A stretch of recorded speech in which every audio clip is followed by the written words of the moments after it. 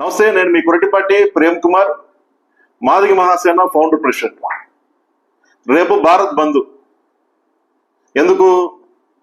Supreme court వెంటనే వర్గీకరణని వెనక్కి తీసుకోవాలి అని చెప్పేసి మా సోదరులు రేపు పోరాటం చేయబోతా ఉన్నారు.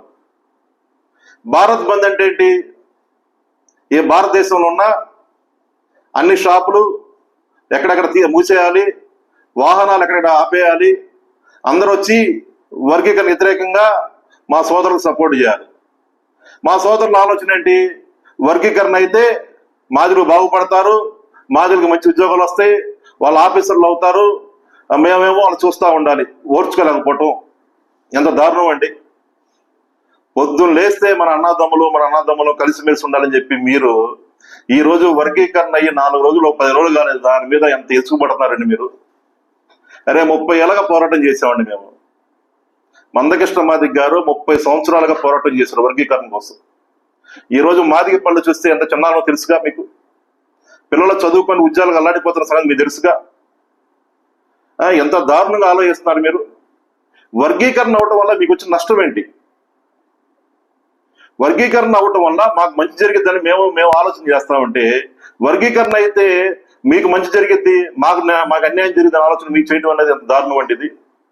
ప్రజలందరూ దీన్ని గమనిస్తా ఉన్నారు.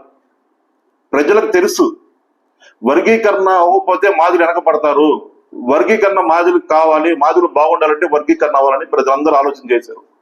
ఈ రోజు మీరు కొత్తగా భారత్ బంద్ చేసి చిన్న చితకవాలని ఇబ్బంది పెట్టాలని ఆలోచన తప్ప దీనివల్ల ఎటువంటి ఉపయోగం లేదు, ఎటువంటి ప్రయోజనం లేదు. ఒకటే చెబుతున్నాం, మీకు మంచిగా వచ్చి మాతో కలిసి ఉంటే రాజ్యాధికారం కోసం మేము పోరాటం చేద్దాం, కలిసి చేద్దాం.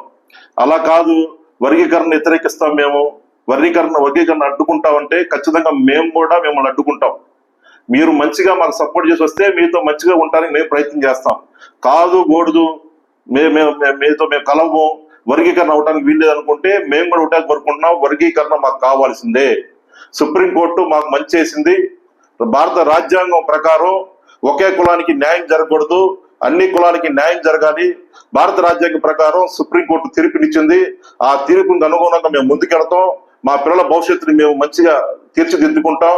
మీరు ఎన్ని కుట్రలు ఎన్ని ప్రయత్నాలు చేసినా సరే మేము ఎదుర్కొంటామని తెలియపరుస్తూ జై భీమ్, జై మాదిగ, జై మాదిగ.